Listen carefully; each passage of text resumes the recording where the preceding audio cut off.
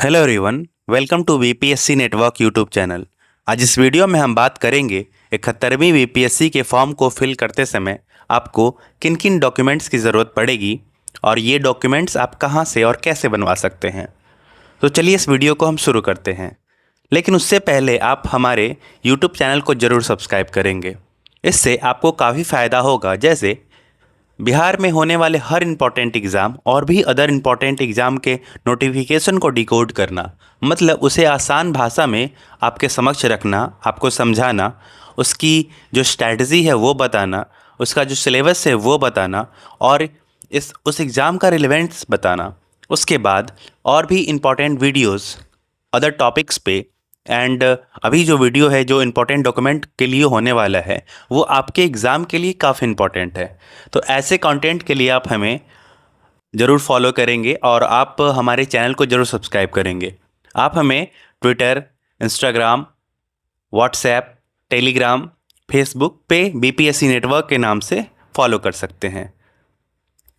तो आप ये ज़रूर करेंगे। उसके बाद हम इस डॉक्यूमेंट के लिस्ट को शुरू करते हैं। सबसे पहले हम बात करेंगे आपको क्लास टेंथ का मार्कशीट, उसके बाद टेंथ का सर्टिफिकेट, पहला ये। फिर दूसरा डॉक्यूमेंट, आपके पास ट्वेल्थ का मार्कशीट होना चाहिए और ट्वेल्थ का सर्टिफिकेट होना चाहिए। फिर तीसरा डॉक्यूमेंट जो इम्पोर्टेंट है मेनली, ग्रेजुएशन का मार्कशीट और ग्रेजुएशन का सर्टिफिकेट होना चाहिए। काफ़ी इम्पोर्टेंट ये जो सर्टिफिकेट है ये काफ़ी इम्पोर्टेंट है। सब कुछ लोग पूछते हैं, कुछ स्टूडेंट पूछते हैं कि जो वो ग्रेजुएशन के फाइनल ईयर में है, तो फाइनल ईयर के जो स्टूडेंट होते हैं फाइनल ईयर वो अपीयर नहीं हो सकते, क्योंकि ग्रेजुएशन का मार्कशीट उन्हें चाहिए होता है। ठीक है। उसके बाद हम बात करेंगे फोर्थ नंबर में, आपके पास होना चाहिए परमानेंट रेसिडेंट सर्टिफिकेट, मतलब आपके पास आवासीय होना चाहिए। सीधा मतलब ये है, परमानेंट रेसिडेंस सर्टिफिकेट। ये बिहार वालों के लिए है।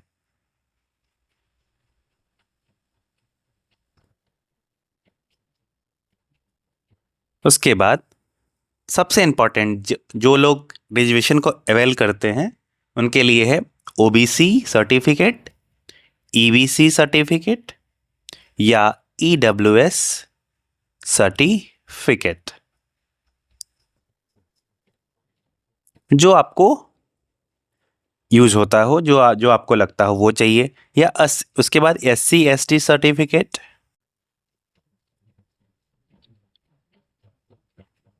उसके बाद यदि कोई भी जो एस्पिरेंट है वो डिसेबल हैं तो उनका सर्टिफिकेट होता है डिसेबिलिटी का सर्टिफिकेट।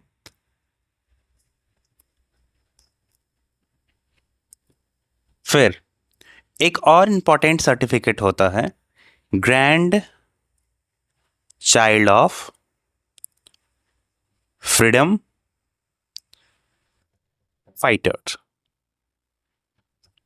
ये जो सर्टिफिकेट है इसके बारे में हम लोग समझेंगे ये है क्या एक्चुअली में। बिहार गवर्नमेंट 2% रिजर्वेशन देती है, 2% रिजर्वेशन मिलता है किसको? Grand child of freedom fighter को, फ्रीडम फाइटर। अब ये ग्रैंड चाइल्ड मतलब क्या है? ये जो फ्रीडम फाइटर हैं, जो जिन्होंने हमारे आज़ादी की लड़ाई लड़ी है, इसमें मेल और फीमेल दोनों आएंगे।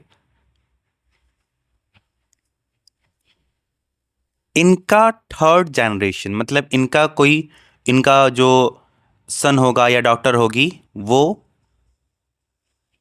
और इनका भी जो इनका जो सन या डॉटर, मतलब इनका जो थर्ड जनरेशन, मतलब कि जो फ्रीडम फाइटर होंगे, जैसे कि मान लीजिए आपके दादा, मतलब इसके आपके दादा या दादी, नाना या नानी, यदि उन्होंने आज़ादी की लड़ाई लड़ी है तो आपको बिहार गवर्नमेंट की तरफ से 2% लैटरल रिजर्वेशन जो मिलता है वो मिलेगा। ये कैटेगरी है। इसका जो आप सर्टिफिकेट है वो आपको वो जिला में मिल जाएगा, जिला पदाधिकारी के पास जाएंगे, फिर वहाँ से आपको बनता है। यदि आप पहले से इसे अवेल करवा रहे हैं तो आपको पता होगा ये सर्टिफिकेट बनता कैसे है, ठीक है। उसके बाद एक और इम्पोर्टेंट जानकारी मैं देना चाहता हूँ कि बिहार में जो अदर स्टेट के लिए है उसमें इनके लिए कोई रिजर्वेशन नहीं है, मतलब ये जनरल होंगे।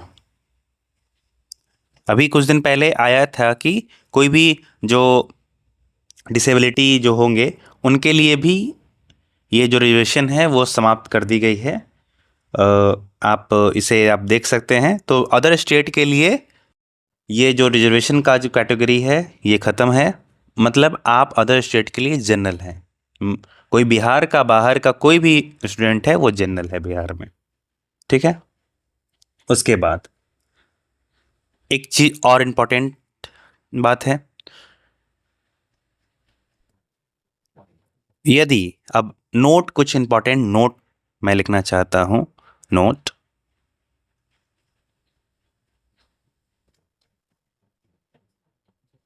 नोट ये है कि यदि आपके पास ओबीसी या ईबीसी जो है ये आपका पुराना वाला भी चलेगा, मतलब कि यदि आपका ये जो पिछले साल बनाया है ये भी चलेगा।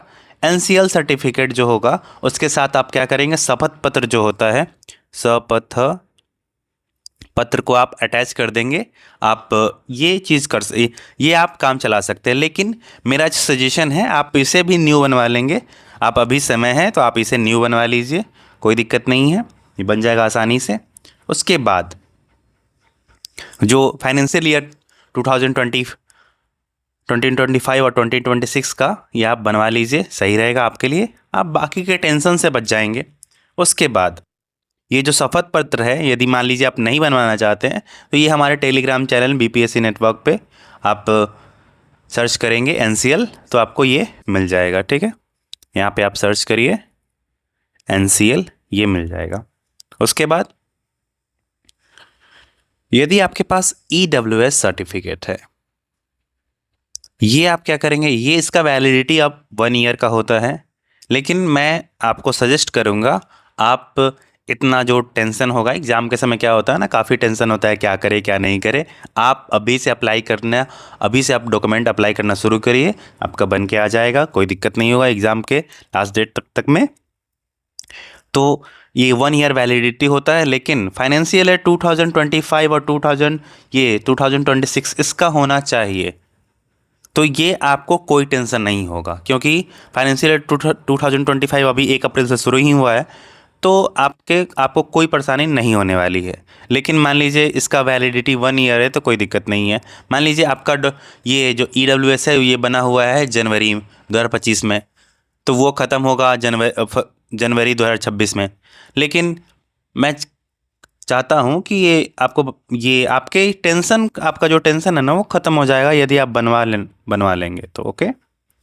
दूसरी बात, अब तीसरी बात, यदि आप सीबीएसई से हैं, यदि क्लास 10th के हैं तो आपका जो सर्टिफिकेट है और आपका जो मार्कशीट है, मार्कशीट प्लस सर्टिफिकेट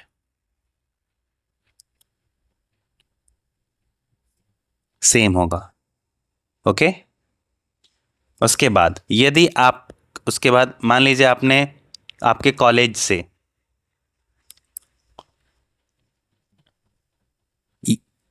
बस प्रोविजनल दिया गया है,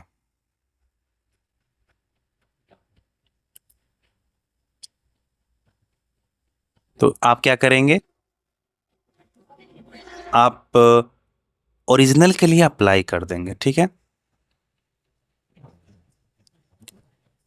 क्योंकि इसमें समय लगता है। आप तब तक प्रोविजनल अपलोड कर देंगे, कोई दिक्कत नहीं है उसमें, लेकिन जब आपका डीवी होगा आपको ये ओरिजिनल चाहिए होगा। तो ये जो उस समय का जो हेक्टिक जो शेड्यूल हो जाएगा कि क्या करें क्या नहीं करें, डीवी के समय इतना परेशान होने से अच्छा है आप अभी से ओरिजिनल के लिए अप्लाई कर दीजिए। प्रोविजनल है तो कोई दिक्कत नहीं है, लेकिन बस आपको डीवी के समय ओरिजिनल चाहिए। उसके बाद आप क्या करेंगे, अभी से आपका मान लीजिए जाति प्रमाण पत्र बनवाना है वो बनवा लीजिए, आवासीय बनवाना है वो बनवा लीजिए, आय प्रमाण पत्र बनवाना है वो बनवा लीजिए, ओबीसी एनसीएल ईडब्ल्यूएस सर्टिफिकेट जैसे जो भी सर्टिफिकेट आपको अभी बनवाना है आप अभी से बनवाने में लग जाइए। क्योंकि आप जो बाद में है ना वो परेशानी नहीं होगी। अब बनवाना कैसे है, सबसे पहले क्या करेंगे, बहुत आसान तरीका है। इतना जो एग्ज़ाम के समय क्या होता है ना, एक दिन के लिए एक दिन ही बनवाना है तो इतना काफ़ी टेंशन आपको होने लगता है। आप अभी से क्या करिए, आरटीपीएस की वेबसाइट पे जाएंगे, सबसे पहले आरटीपीएस को लॉगिन करेंगे। कभी कभी आरटीपीएस 2 और 3 ये काम करता है, आरटीपीएस 1 कभी कभी काम नहीं करता है।